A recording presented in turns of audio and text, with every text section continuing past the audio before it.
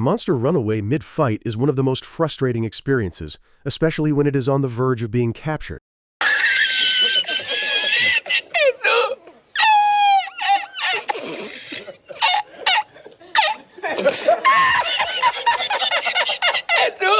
What most players do to prevent Monster from running away is use Luring Pod as last attempt to bring down the HP of the monster until the skull icon appear for capture. This method is not reliable, as the Palico will not inform you when the monster is escaping every time.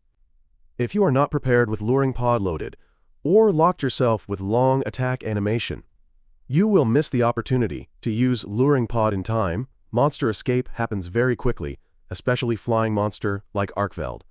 Even you manage to use Luring Pod, you may not have enough time to bring down the monster HP to the critical level for capture. The monster will escape again once the effect of the Luring Pod is over. In this video, I'm going to deep dive into the monster, escape mechanism, capture threshold, and a secret feature of Luring Pod when interact with the monster. With all this detailed information, you will have very high chance to prevent the monster from escaping, even at the first location of the fight.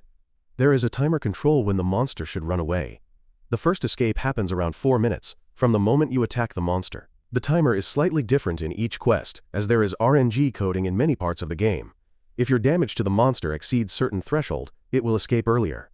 I have categorized the monster health to normal, near critical, and critical health. Normal is at the start of the hunt, up to the next threshold. Near critical is around 1/3 of its HP. Critical health is 25%, and below, a skull will appear beside monster icon in the minimap at this stage. Although you have no visibility to monster HP, you can judge it by looking at the heartbeat monitor. I will explain the heartbeat monitor in more detail later. As monster can be captured when it reaches critical health, therefore near critical is the most crucial stage in preventing the monster from escaping. From this table, you can see the monster will escape earlier than 4 minutes if it reaches near critical or critical health. The timing for these two categories is different for each fight, as some monster will go through phase transition when its HP reach certain level.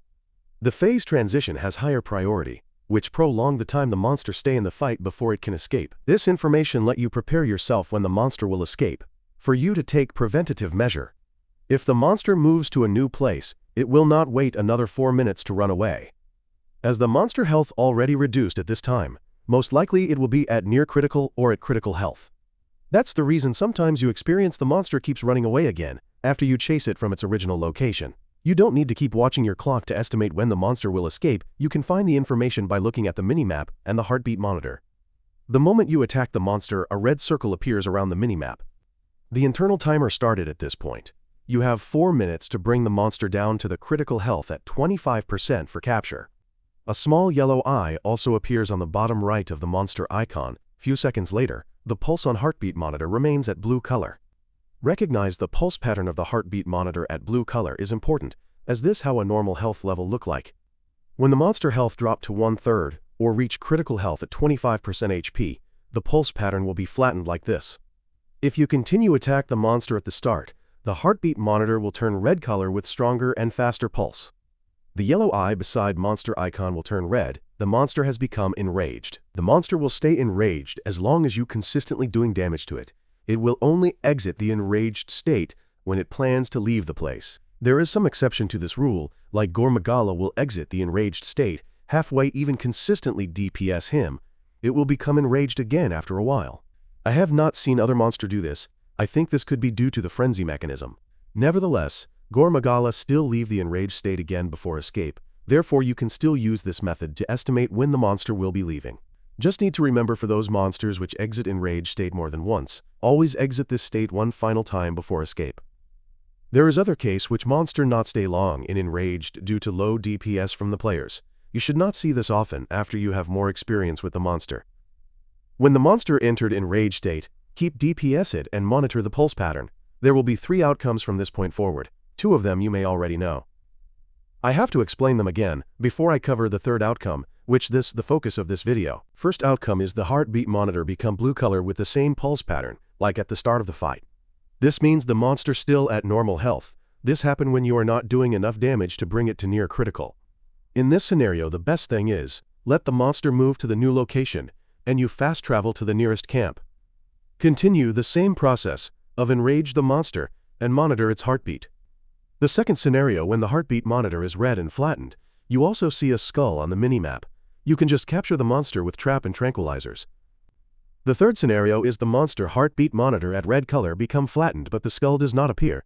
The monster is at near critical but not ready to be captured. This scenario is the main focus of this video, as you have chance to stop the monster from living by using the strategy I am sharing here. The strategy is still based on the usage of luring pod, with few extra steps to make the monster stay much longer to give us enough time to bring its health down for capture. The effective duration of luring pod on monster is random. It can be very short, below 20 seconds or close to 1 minute. The luring pod has a hidden mechanic, which not known by majority of the players. When you hit the monster with luring pod while it is living, if you do not attack the monster, it will stay for a much longer time. I have tested this with Arkveld. It stays at the location more than 2 minutes. When I tried it with Gore Magala, it becomes enraged after I used luring pod. Without attacking the monster, Gore stays really long time like it will never leave. A few moments later. I have to cut short the time by capture him, and the quest results show that he has stay at least 10 minutes at his first location, by minus the 5 minutes I spent in fighting and capture it. I think when the monster is enraged, it triggers some scripted actions, which mess up the escape mechanic of the monster. By knowing that the monster will not escape for a long time under the effect of luring pod, as long as we don't attack it. There are a few things can do to keep him in place much longer to bring down its health for capture. We can bring 2 traps in a quest and craft another 2 on the spot, with the crafting material in inventory. We can use up to 3 luring pods as there is no cooldown between them. The monster will become immune to its effect only after you have used it 3 times. This means we can chain the usage of 3 luring pods and 4 traps back to back to immobilize the monster for a very long time, to bring its health from near critical to the capture level. We can't do this normally as every action you do in Monster Hunter it will lock you in a long animation. Like you put down a trap and attack the monster while the trap is activated. You can't put another trap on top of it as you need to wait you attack animation ended and then sheath your weapon to do this. Monster will run away while you doing this, as they are already programmed to leave at any time. By abuse the hidden mechanic with luring pod, we can use the time to do those activities which normally lock us with long animation without worry the monster escape. You also need to optimize your inventory placement so that you can use items quickly to stop the monster from escaping. First thing is rearranging items in your inventory by move the pitfall traps, shock traps, luring pods, and tranquilizer bomb next to Mega Potion. This allows you to access these items quickly, as you will be using Mega Potion very frequently. If you need to use flash pods and tranquilizer knife, put it next to luring pods. Put the crafting material of luring pods, pitfall trap, and shock trap in your inventory. Add the crafting on the redial menu for you to access it quickly while in combat. You also need to know this slinger ammo trick, which let you use slinger ammo quickly without sheath your weapon. After you stop your attack, hold down L2 for focus mode, then shoot slinger ammo with L3 button, like how you normally do with R2 button. This is very important, as you don't have much time to use slinger ammo when the monster is leaving. I will go back to the combat part. Always equip luring pod before the start of the fight, unless you are fighting other monster which need special pods like flash pod and dung pod. Monitor the monster heartbeat and check whether it is flattened while it is enraged. If the heartbeat pattern become flattened, it means it's time to execute the game plan. Swap your slinger ammo to luring pods and wait the monster exits the enraged state. Ensure you attack the monster by press the button once at a time to avoid lock yourself into a long animation. Avoid use any attack with very long animation, like the ultimate attacks. After a while, a white circle will appear on the border of minimap. The monster will leave in few seconds when this happens. Shoot the luring pod the moment the white circle appears, and then deploy pitfall trap. The reason I use pitfall trap first, as it has longer activation time. This can avoid the monster activate the trap too quickly. This gives us longer time to attack the monster by stacking the duration of luring pod and pitfall trap. After the monster fall into the trap, continue to attack but pay attention when it gets up from the trap, as it is going to leave the moment it is up. When the white circle appears for second time, use luring pod again, but do not attack the monster at all. There is no cooldown between each use of the luring pod, but the monster will become immune after the third time you use it. After hit the monster with second luring pod, call the secret, and do not attack the monster. When you are on secret, you can take your sweet time crafting new pitfall trap and sharpen your weapon. You need pay attention to the monster and dodge their attack, as it will only target you under the effect of luring pod. After you have craft new pitfall trap, Perform a jump attack on the monster. Attack the monster for a while, and then deploy the trap. The reason to perform jump attack is to build the mount status on the monster, as you can mount the monster on your second or third attack if you have not mounted the monster before. This is just a backup plan if you need to hold the monster longer after you have used up all your traps. You can skip this step if you already mounted the monster before, as it takes more attempt to mount the monster the second time. If the location has other environment traps like this crystal pillar, you can lure the monster to it and activate the trap. After the monster fall into the trap, deploy the pitfall trap on top of it. The effect of your trap only activated after the monster recover from the environmental trap. This allows you to chain the duration of both trap. After the monster get up from the trap, it will leave again. Shoot him with the last luring pod, the monster will become immune to the next luring pod.